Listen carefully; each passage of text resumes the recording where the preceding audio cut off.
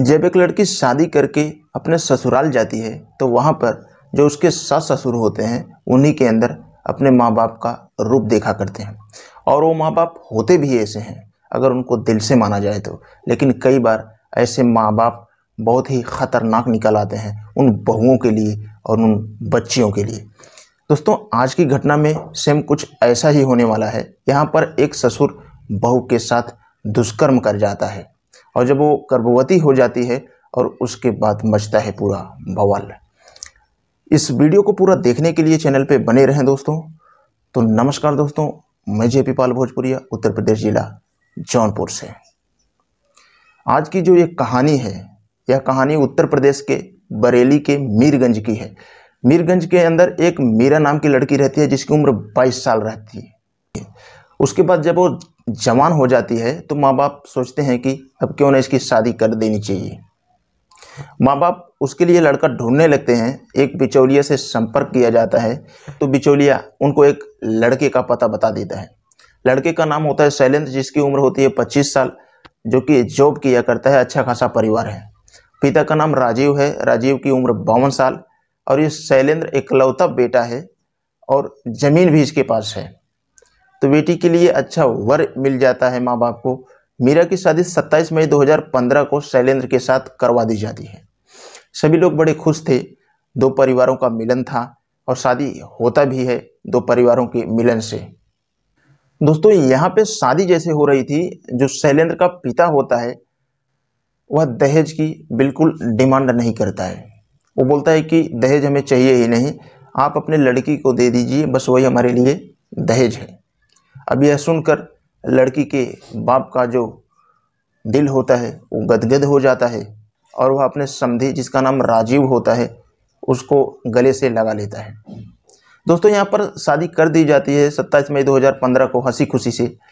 और अब फरवरी 2023 में शैलेंद्र बीमार पड़ जाता है और बीमारी इतनी ज़्यादा हो जाती है, डॉक्टर उसको नहीं संभाल पाते हैं और उसकी मौत हो जाती है। फरवरी 2023 यानी कि तकरीबन 7-8 साल का समय गुजर चुका था, तब तक इनको एक बेटी पैदा हो चुकी थी। शैलेंद्र की जब मौत हो जाती है, घर के अंदर अकेली बहू मीरा रह जाती है और उसके सास ससुर और मीरा की बेटी रीना, जो कि 7 साल की हो गई रहती है। अब ये लोग यहाँ पे रहने लगते हैं और जो रीना होती है 7 साल की बेटी, अब इसके सास ससुर रीना को, अपनी पोती को, इसके ननिहाल भेज देते हैं कि तुम वहाँ पे जा और वहीं पे जाके पढ़ाई लिखाई कर। यहाँ तक कि मीरा के जो माँ बाप होते हैं वह भी अपने बेटी को बुला लेते हैं और पढ़ाई लिखाई सोचते हैं यहीं पे कराएंगे। मीरा अकेली थी, जवान उम्र थी, अभी उम्र ही क्या थी, 28 साल के लगभग हुई थी। अभी यहाँ पे वो अपने ससुर और सास के साथ रहने लगती है। अब जो ससुर होता है अब उसके साथ हरकत करना शुरू करता है।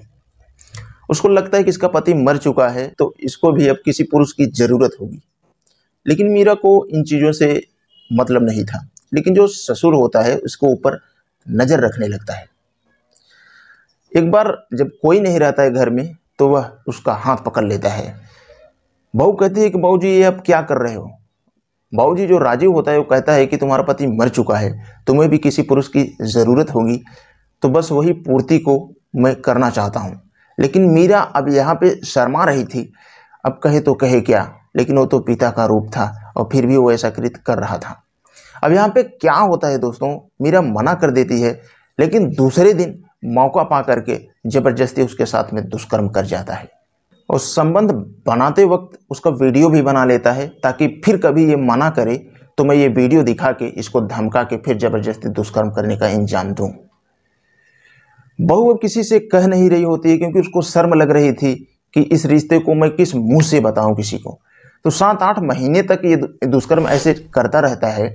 उसके बाद में यहाँ पे 3 महीने की वो लड़की मीरा जो होती है वो गर्भवती हो जाती है। जब वो गर्भवती हो जाती है उसके पेट में दर्द होता है। जैसे उसके पेट में दर्द होता है वो रोने लगती है और फिर उसकी सास उसको हॉस्पिटल लेके जाती है। डॉक्टर कहते हैं मुबारक हो, आप दादी बनने वाली हो। उसकी सास उसकी तरफ देखती है और कहती है कि दादी, मेरा बेटा तो कब का मर चुका है, मैं कैसे दादी बन सकती हूँ। अपनी बहू को वापस लाती है और सास को पता था यहाँ पे क्योंकि पहले सास को वो बता चुका था उसका पति। तो सास को भी ये लगता था कि बहू अकेली है, कोई नहीं है इसकी पूर्ति ये कर लेगा, लेकिन ये गलत है।